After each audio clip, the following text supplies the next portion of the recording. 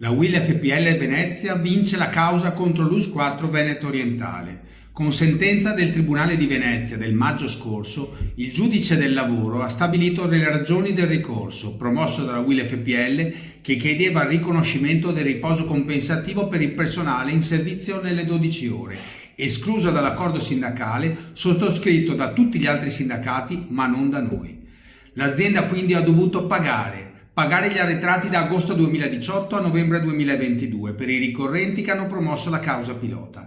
Con la mensilità di luglio 2025 le 3 dipendenti hanno finalmente ricevuto un importo variabile tra 150 e 250 euro a seconda delle indennità maturate e mai riconosciute.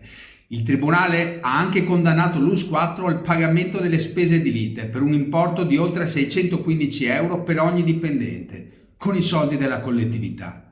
Ma il problema è tutt'altro che risolto. L'azienda non intende sanare in modo automatico situazioni analoghe in azienda.